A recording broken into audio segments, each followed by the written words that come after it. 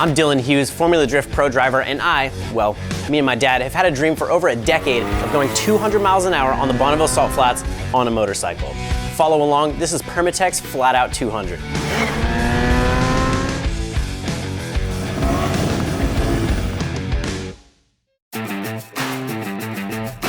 Okay, so we are to the point now where we have the bike, we got the thing that's supercharged, the bike hauls, but just the way that it is, now we need to make it slippery. We need that aero to let us go to that limit that we want, which is over 200. So we're down here in San Diego. This is a place called AirTech. So this place is legendary in making body kits for motorcycles that go on the Bonneville Salt Flats and go for lane speed records. So they have essentially a couple different body kits that we can do. So they have like a front fender, like a front fairing, and then they have a rear fairing. It just kind of depends on how gnarly we need to get with it. So that's why we're about to go in there right now and see if we can't go in there and pick these guys' brains, and maybe they can help us, point us in the right direction. And then we also got to figure out if we can even get a body kit that fits this bike, because I don't think anybody's ever done this to an H2 yet. So we're about to learn something. Let's check it out.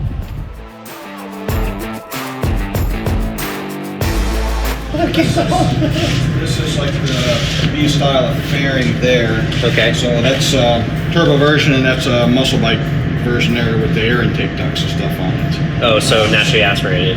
Yeah, yeah. So, and you were talking about that B style Hayabusa kit. You think that that's going to be our best bet? Yeah. Okay. As far as what I currently have tooled for, and that's, you know, I can make it for you and we can stick it on in the afternoon. That's going to be the best starting point. Yeah. And I think I can probably get you in the 220, 230 range. Wow. Yeah. That's a lot more than 200. Yeah. Well, that'd be a thing. That would be cool. If somebody almost a 200 mile an hour record, you go out there and make it 230 past. Then it's like, boom. We'd be showing up freaking swinging. Yeah, it'd be sweet. It'd be sweet for sure. Yeah. Very simple. We got about 7,000 different molds. Oh. How long have you guys been doing this? 38 years. Wow. Yeah, a while now. No doubt.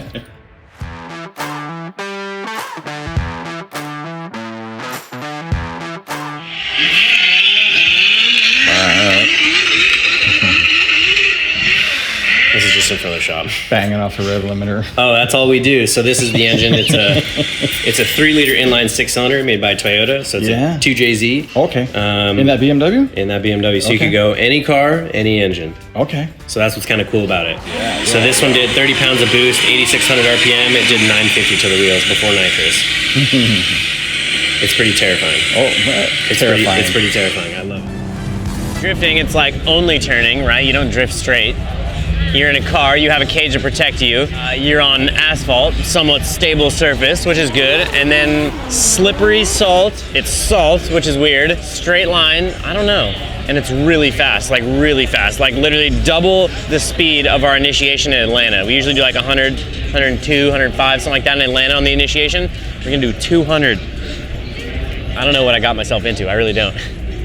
Because it's like one of those deals where you're like, wow, 200, wow, 200. It's like, you know, there's a lot of cars and a lot of vehicles out there, bikes included, that will do 200 these days. And it sort of gets like swept under the rug as something that's just like, it's not that big of a deal. But once you do it on a surface like the salt, like the Bonneville Salt Flats, I think that it escalates the danger level quite a bit. And I'm learning that more as we get farther into this. The more people I talk to, the more sketchy it sounds, like really. So, I don't know. Now I have to do it. So it certainly appears like we came to the right spot. I mean, who knew something like this even existed? You want to go fast on a motorcycle, like real fast?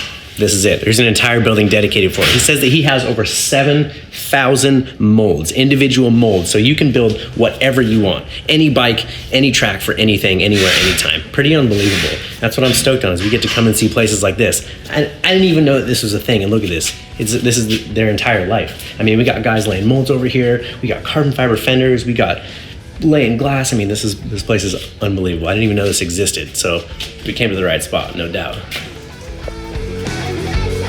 So he's taken this mold here, and this is a prefabricated piece that they have already made. Essentially, he just lays it on his garbage can here, and then he lays this fiberglass in here, and then he takes that resin, which I'm sure is some special resin that they've developed over years, and he kind of just like places this in there, does a bunch of different layers, they let it cure, they pull it out, and now you have a perfect piece that is ready to go on a bike. After a little bit of trimming and fixing and this and that, or fitting, I should say, but that's pretty much it.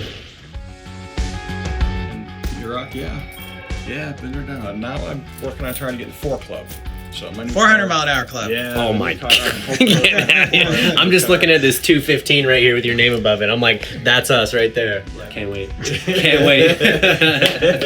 Thank you again for your time. I really appreciate it. Thank you very much. Yeah, thanks for coming out, man. I look forward to the project. It'll be Absolutely. fun. Catch you soon. Thank you. See you guys later. Thanks, All right, Ken. take it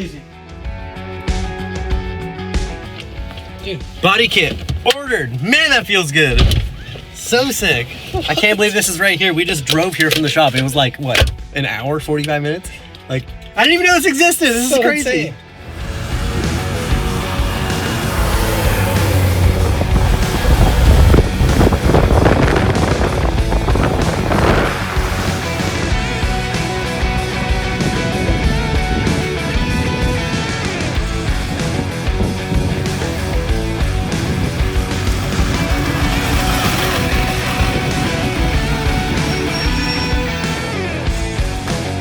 We're going fast on this bike, which we are going real fast on this bike. I don't want anything falling off of it, so I figure I'm going to run down here to O'Reilly Auto Parts. We're going to pick up some thread locker, and the only stuff that I trust is the Permatex products.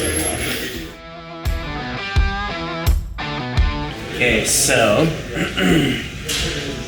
probably just going to go with the usual. I'm going to go right ahead and fire up the blue, fire up the red for the stuff we really don't want coming out, and then the orange is the nice happy medium. I really am all about the orange lately. That's good stuff. So, nothing falling off the bike at 200 miles an hour, please. This is going to help us. Nice. Yeah, there you are. Appreciate it. Thank you. Yeah, absolutely. Thank you very much. There it is. Like it.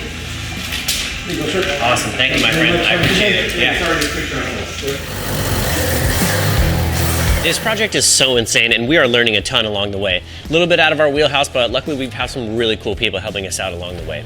You know, and I've heard or I've seen a couple of people mention online that 200 miles an hour doesn't really seem like that crazy, but you have to keep in mind what we're doing this on. First off, it's a motorcycle. Second off, it's on a super low traction surface, which is salt.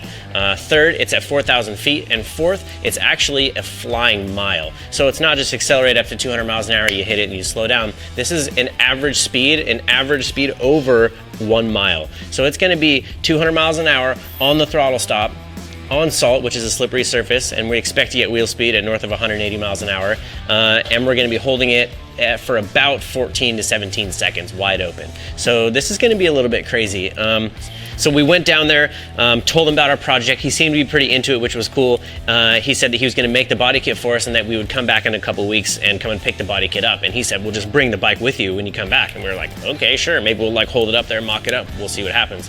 So we show up and he is like full blown, like tools out, ready to help us strip this bike down and really get this kit fitted. And that was what was so cool with us, is that he's truly into the project, which was a huge refresher. And it was just really nice to be able to get that help moving forward, because this isn't what we do. So he could tell that we were kind of green, and I think that he was kind of like the story of the whole thing, was willing to help out in that sense. So incredibly thankful for Kent moving forward over there at AirTech. Here we cut for the Hayabusas as well. So it comes up to the frame, so you start cutting some of that to sneak it up here to the bottom of the frame. The fairing shouldn't dictate where, because that fairing goes together with this thing. So as it comes up, the radiator obviously is taller than a Hayabusa, so we'll start cutting away at some of that and start bringing it up a little bit.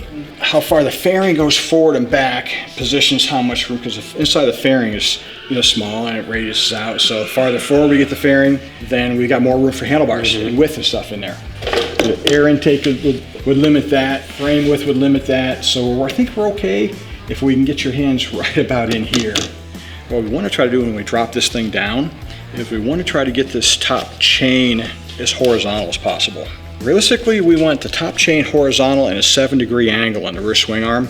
That gives you optimum drive out of a corner. Okay. So if you're going to do a wet rain setup for like road racing, that way you have control of mid-corner, and then as it comes out, instead of stepping out like drifting out, it would hook up. Just dig right out. Well, you wouldn't want to squat. Okay. And that's why we want to keep the chain horizontal on it, because when the chain angle and it pulls, you can obviously affect the suspension, and you consider Bonneville a wet course. You know, it's slippery as heck, and sometimes it is wet out there. So we want to try to set it up fairly soft and be able to hook up. So then we have to get adjustable links for the bottom. These things right here, these dog bones, that's what controls the length of how far this moves out. And I'm positive Brock has them, or Ricky has them, or somebody. Maybe Schnitz has adjustable dog bones put in there to be able to drop this thing down to where the chain's going to be horizontal. So aerodynamically, it doesn't make a difference an inch or so height-wise, but it makes all the difference in here. So you see guys out there dragging things on the ground and stuff. It's like, yeah, you don't know what the fuck's going on. All right, look at that. Yeah.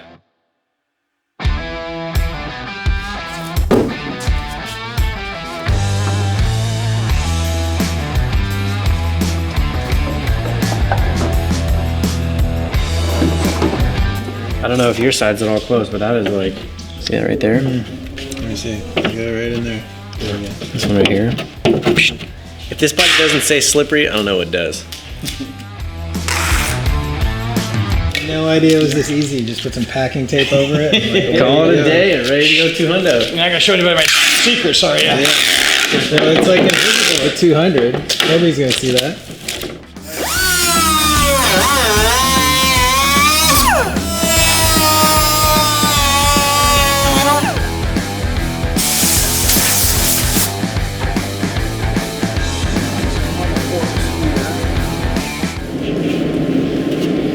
Coming back, we're probably okay because the nose is back behind the plane of the front wheel, and that's legal.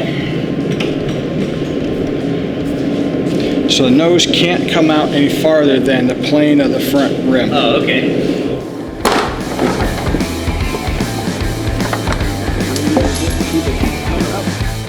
So cut that, be able to swing the rear up, which will give us a little bit of rocker to help evacuate the air out from underneath it. Oh, you want the bottom panel to be up a little bit? Slight angle. Okay.